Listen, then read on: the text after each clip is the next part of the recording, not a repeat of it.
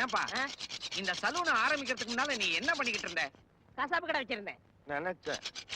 கசாப்பு கடை வியாபாரம் 6 மாசத்துல நாரி போச்சு. கடையை இழுத்து மூடிவிட்டேன்.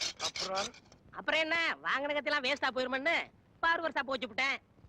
ஏயா என் காதை பத்தி கேட்டாங்க உன் கதையை பேசிக்கிட்டு இருக்கியே. கொஞ்சம் பொறுமையாரியா, பையன் தேடிக்கிட்டு இருக்கல்ல. யோ நல்ல யோசனை பண்ணி சொல்லு. வரும்போது 2 கதோட தான் வந்தியா? சத்தியமா 2 கதோட வந்தியா? யாரையாவது ஒரு கதோட பாத்திருக்கியா? நான் பாக்குறேனே. அப்பா கிடைச்சிருச்சு. யோ நீ ரொம்ப கொடுத்து வச்சவையா, இதான உன் காது? அப்படின்னா உன் கைவசம் நிறைய காதுங்க இருக்குதா? அது கிடக்கு 100 கணக்குல. உன் கலருக்கு இதுதான் மேட்சா இருக்கும், ஒட்ட வச்சுக்க. அடேய் ஒண்ணு என்னையா ஒண்ணு? நான் சேவிங் பண்ணும்போது அரசியல் பேசக்கூடாதுன்னு சொன்னேன், கேட்டியா? நல்ல வேலை ஒரு காதோட போச்சு. 1/2 மணி நேரத்துல ஆஸ்பத்திரி கோடு, இல்ல காது ஒட்டாது. ஐயோ சார் ஸ்கோர் என்ன சார்? இதையா ஸ்கோர்? நான் முழிக்கிறேன். என் காது உள்ள போய் ஷேவ் பண்ணிக்க ஸ்கோர் சொல்லுவாங்க. அப்புறம் நம்ம விஷயத்துக்கு வருவான். டேய் இவ்வளவு கன்றாவிய பார்த்ததுக்கு அப்புறம் நீ எனக்கு எதுவும் பண்ண வேணாம். எல்லாத்தையும் மாமாவுக்கே பண்ணு. வாங்க. முண்டம் ஏண்டா முடி வெட்டுறதுல இருந்து 3 வேளை முழுங்குற வரைக்கும் சப்ஜாடா ஏன் காசு?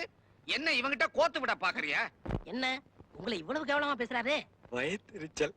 நான் பிரபல சினிமா கதாசிரியர் இல்லையா? இப்ப கூட நான் மகடி பிலிம்ஸ்க்கு போனோம். எல்லாரும் எனக்காக வெயிட் பண்ணிட்டு இருப்பாங்க அங்க. மகடி பிலிம்ஸ் கை விடுங்க சார். மகடி பிலிம்ஸ்ல நீங்க தான் கதை கொடுத்ததா? எஸ். டைட்டில் கூட அவளுக்கு என்ன அவசரமோ அதானே? எஸ். ஆமா, உனக்கு எப்படி தெரியுது? டைட்டில் என்ன சார், கதையே எனக்கு தெரியும். முதல் சீன்ல ஹீரோ தெருவா போஸ்ட் ஓட்டுறான். பின்னாடியே ஒரு எரும மாடு அந்த போஸ்ட பூரா திட்டுக்கிட்டு வந்துச்சு. திரும்பி பார்த்தா ஹீரோவுக்கு பயங்கர கோவம் வந்தது. மாட்டுக்கு அவனுக்கும் பயங்கர பைட்டு. தின்ன போஸ்ட திரும்பி பெற முடியலையே அப்படிங்கிறதுக்காக மாட்டை கட்டி போட்டு பாலை கறந்து குடிச்சு விட்டான். இத பாத்தியா? உன்னுடைய 3வது சீன். நீ எழுதின ஸ்கிரிப்ட் பூராவும் சோப்பு நுர வடிக்கிறதுக்காக இங்க தொங்குதே பாரு. ஆமா, அதே கையெழுத்து என் ஸ்கிரிப்ட் தான். டேய் இது எப்படி உன் கையில வந்தது? மகடி பிலிம்ஸ் ஓனரு நம்ம கஸ்டமருங்க. சோப்பு ஒழிக்கிறதுக்காக பேப்பர் கேட்டு வார அங்க போவேன். அவர் ரொம்ப சகாயமா கீழே 1 ரூபான்னு இப்படியாப்பட்ட உருப்படாத கதையெல்லாம் என்கிட்ட தான் கொடுப்பாரு. ஐயோ, என் பேப்பர் எல்லாம் சிவகாசி பட்டாசு கம்பெனிக்கு அனுப்பிச்சிருந்தா கூட பட்டார்னு வெடிச்சிருந்திருக்கும். ஒரு சுண்டல் விக்கிறவனுக்கு கொடுத்திருந்தா கூட காரசாரமா இருந்திருக்கும். போயும் சொல்லுல அதுவும் உங்ககிட்ட. யோ இப்ப மட்டும் என்னையா உன் டைலாக்ல நொறைய கக்கலையா? இன்னும் கொஞ்ச நேரத்துல நீ நொறைய கக்கறடா. என்னது? மாமா என்ன பண்றீங்க? காது இனிமே கேட்காது. எடு, 1/2 மணி நேரத்துல ஆஸ்பத்திரிக்கு போயிடு.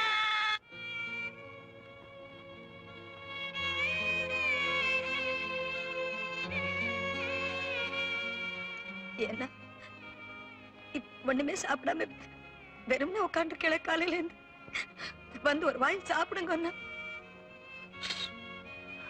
போதும், இது வரைக்கும் நான் சாப்பிட்டதே என்னால ஜீர்ணிக்க முடியல. எனக்கு சாப்பாடு என்ன வேண்டி கிடக்கு? போய் சாப்பிட்டு குழந்தைகளை சாப்பிட வை. உங்களுக்கே சாப்பாடு வேண்டாம். இந்த ஆத்துல வேற யாருக்கு வேண்டி கிடக்கு சாப்பாடு? வேண்டாம், எதுவுமே வேண்டாம், எல்லாருமே பட்டி கிடக்கும்.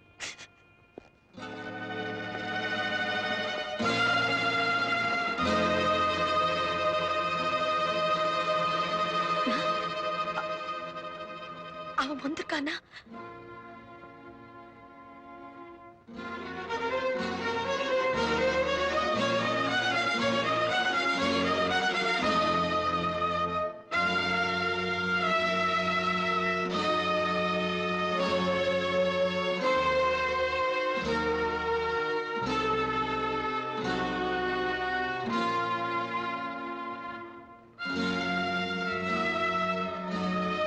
என்னப்பா என்னைக்குமே இல்லாம இன்னைக்கு சும்மா ட்ரெஸ் பண்ணிட்டு இருக்கியே? ஆபீஸ்ல ஏதாவது விசேஷமா? எதுவா இருந்தா என்ன, சாப்பிட்டு வந்து பேசிக்கலாம். முதல்ல போய் ட்ரெஸ் சேஞ்ச் பண்ணிட்டு வா.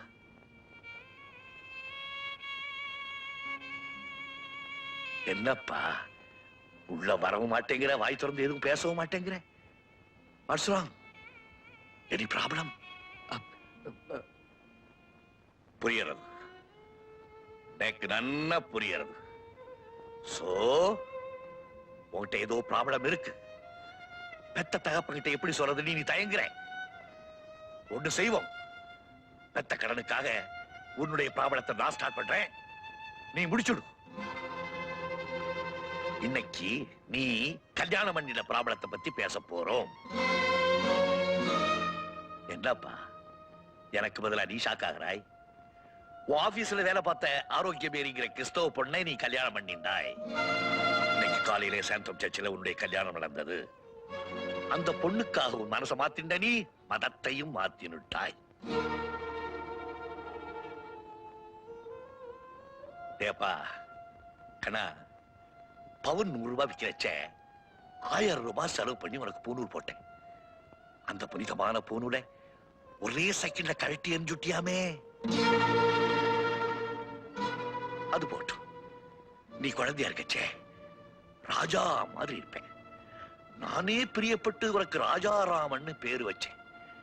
அந்த பேரை தூக்கி எறிஞ்சிட்டு இப்போ உன் பேரை ஜோசப் ராஜான்னு மாத்தி வச்சுட்டியாமே.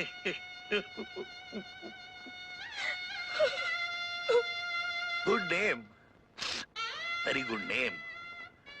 எனக்கு ஒரு சந்தேகம், பேரை மட்டும்தான் மாத்தினுட்டியா இல்ல உன்னுடைய இன்சூரையும் மாத்தினுட்டியா?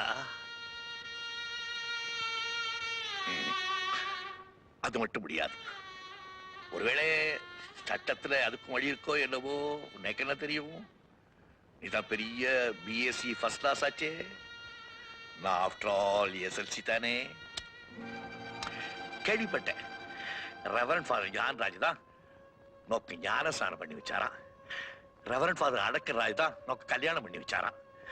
மெட்ராஸ்ல உள்ள எல்லா ஃபாதர்ஸும் கல்யாணத்துக்கு வந்திருந்தாலாம். ஆனா உன் சொந்த ஃபாதரை நீ மறுத்துட்டீடா.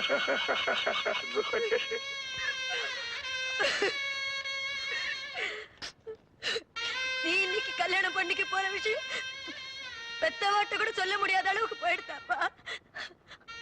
அந்த அளவுக்கு நாங்க என்ன பாவம் பண்ணோம், என்ன பாவம் பண்ணோம். ஏன்னா சின்ன மண்ணி என்ன மாத்துக்கு அழைச்சிட்டு வரலையா? மஞ்சு, நம்ம சம்பிரதாயம் எப்படி? இன்னைக்கு நாள் நன்னாலம்மா. என்னப்பா நாள் நன்னா இல்லையா? ரொம்ப சந்தோஷம்ப்பா, ரொம்ப சந்தோஷம். நம்ம சம்பிரதாயம்லாம் இன்னொரு ஞாபகம் இருக்கா? சந்தோஷம். அப்பா நான் உன்கிட்ட ஒரு கேள்வி கேட்கலாமா? வேண்டாம்ப்பா. மேரியை எப்படி நான் கல்யாணம் பண்ணிதான் கேட்க போறேன். அதை நானே சொல்லிடுறேன். அவ என் கூட ஆபீஸ்ல வேலை செய்யற பொண்ணு. ஆனாத நான் அவளுக்கு பல உதவிகள்லாம் செஞ்சிருக்கேன். அதை வச்சு ஆபீஸ்ல எனக்கு அவளுக்கு தொடர்பு இருக்கிறதா பல வதந்திகளை ஏற்படுத்திட்டான். அதனால அவளுக்கு நடக்கிற கல்யாணம் இன்னும் போயிட்டு நானே அவளை கல்யாணம் பண்ணிக்க வேண்டிய நிர்பந்தத்துக்கு ஆளாயிட்டேன். பேஷ் பேஷ், நிர்பந்தம் பண்ணிவிட்டேன். ஓகே, உங்க எக்ஸ்கியூஸ் நான் ஒத்துக்கிறேன். அடி படி படி. யாரா இவ? என் தங்க. இவளுக்கு கல்யாணம் ஆயிடுதா? இல்ல. எங்கேயோ போய் யாரையோ ஒருத்திய கல்யாணம் பண்ணிட்டு வந்து நிக்கிறியே, முதல்ல இவளுக்கு பண்ணிட்டு தானடா நீ பண்ணிருக்கணும். நாளைக்கு யாராவது ஒருத்தன் இவளை பொண்ணு பார்க்க வந்தான்னா நீ சொன்ன எக்ஸ்கியூஸா நான் சொன்னா ஒத்துக்குவானாடா? இவளை யாரா கல்யாணம் பண்ணிக்குவா? இவ கழுத்துல மாங்கலி ஏறுமாடா? இந்த சரக்கு வேலை போகுமாடா? சொல்லுக்கோ ராஜாராமா. I am sorry mister Joseph Raja, சொல்லுக்கோ. எனக்கு ஒரு பதில சொல்லுக்கோ. அப்பா என்ன மன்னிச்சிருக்கோ. No, it's too late, it's too late. இனிமே இந்த பிதாவால உன்னை மன்னிக்க முடியாது. அந்த பரமண்டலத்தை இருக்கு பரமபிதாட்ட உன்னை மன்னிக்கணும். போடா.